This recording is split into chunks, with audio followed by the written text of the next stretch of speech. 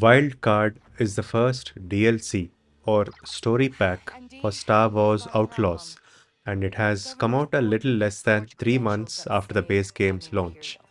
As a reminder, the launch of the base game was criticized so much that rumors suggest it indirectly caused the delay of Assassin's Creed Shadows. The key points of criticism were the forced stealth sections and the general feeling of the world not being interesting enough. While the second part is now a bit too late to change, Ubisoft have done their best to make the first part more tolerable. Along with the release of Wild Card, a huge title update to the base game was also released, which makes all the stealth sections in the game totally optional. You can still use stealth if you want, but if you ignore it or if you get caught, you can still continue the mission. This applies to missions in the new story pack as well, and it's hard not to feel a bit sorry for the level designers who had to work with this restriction in mind. Anyway, Wildcard is a brief, standalone Star Wars adventure. Is it going to be nominated for any Game of the Year lists like the Elden Ring DLC? Probably not. But if you're among those who like the positive aspects of Star Wars Outlaws, then Wildcard is a good excuse to get back into the game. That was a quick summary. Now let us get into the details. Spoilers ahead. I've heard of that ship back on Kanto. Takes a lot of money to sit at those tables. As mentioned before, this is a standalone story, not directly connected to the main quest of Outlaws. You don't have to complete the main game to start the DLC, but you do have to progress a fair amount in the base game until you finish a quest called the Gunsmith. The story sees our hero, K. Wes, get blackmailed with what is essentially a photoshopped picture and is asked to infiltrate a high stakes Sabacc tournament in order to steal a valuable prize. Sabacc is the card game that you may or may not have liked from the base game. If you don't like it, you may not be pleased to know that it plays a pretty major role in the story of this DLC. The good news, however, is that the actual Sabacc tournament is scripted, so you don't have to worry about getting blocked from progressing if you're not good at the game. The big marketing push for this DLC is the inclusion of a well known Star Wars character, Lando Calrissian. All I know about this character is that he is well known and that hardcore fans are always excited to see characters from the films appear in games. To me, he was just a regular NPC. Anyway, Lando helps you infiltrate the tournament and even teaches you a very useful cheat that actually makes most Sabacc matches very easy. As expected, things go wrong at the tournament and you have to fight your way out. It's a very simple story, and comparisons with the James Bond Casino Royale story are very easy to make. There's lots of action in between slow paced card games, and that actually makes for a good combination. The fact that it's only around 3 to 4 hours long works in its favor as it doesn't slow you down with too much filler content.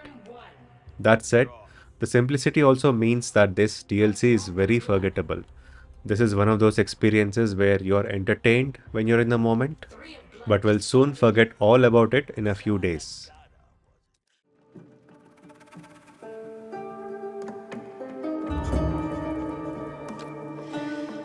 All right. Sabacc is what this DLC is all about, and I actually enjoyed it.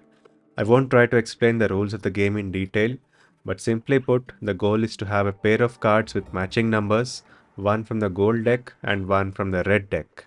The lower the numbers, the better. So a pair of ones is the strongest, while a pair of sixes is the weakest, although there's a modifier that can reverse the rating. Apart from modifiers, you can also use cheats to gain advantage over your opponents. Lando's cheat is what makes this DLC more enjoyable. It involves drawing two cards at once instead of one, which doubles your chances of getting a good card. There's also a tricky mini game you have to play to pull off this cheat successfully, so there's a risk and reward loop attached. There are Sabacc matches before, during, and after the tournament, and each come with their own levels of complexity and seriousness. In between these matches, the gameplay is pretty much what we saw in the base game, with a little bit of space combat, open world traversal, platforming, and of course, plenty of blaster pistol fights. Since there's no more forced stealth mechanics, you have more freedom in how to approach each fight, although some levels still do reward you with a faster completion if you stick to stealth. In summary, apart from the quality of life improvements and easier Sabacc matches, there's nothing new in the gameplay that we haven't already seen in the base game. Watch out! Destroy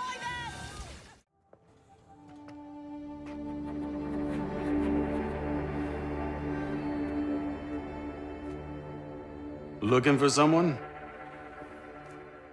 I'm clubbing these departments together since there's not a lot to say about them individually. There's no doubting the fact that the artists at Ubisoft and especially Massive Entertainment are really good at their jobs, and the final products always look and sound really good.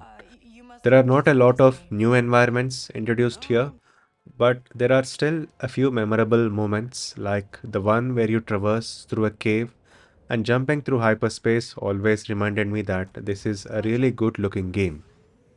The same goes for the sound and music. There's not a lot of scope for adding in new tunes here, but there was one memorable section before the tournament started where a band was playing while being seated on top of the bar. I had to keep moving forward to progress the story, but I did feel that it was a really nice piece of music. Seen individually through its different sections, Outlaws has always been a good product. It's just that a lot of people focused too much on the 7 out of 10 scores to pay attention to the game's technical aspects. Wow, you're going to win it for me. How? The player list is confidential. The fact that Ubisoft did not market this DLC too much and did not even have a trailer until the launch day tells us that the company doesn't really expect this story pack to sell a lot. Ubisoft is in a weird place right now and seems to be taking a lot of questionable decisions. But behind all that, the developer, Massive Entertainment, has put out a solid DLC that is worth a look if you enjoyed the base game. As I say with a lot of my Ubisoft game reviews, this DLC is easily worth the price of a 1 month subscription to Ubisoft Plus. The rest depends on how much you enjoy playing an open world Star Wars game. Thanks for watching.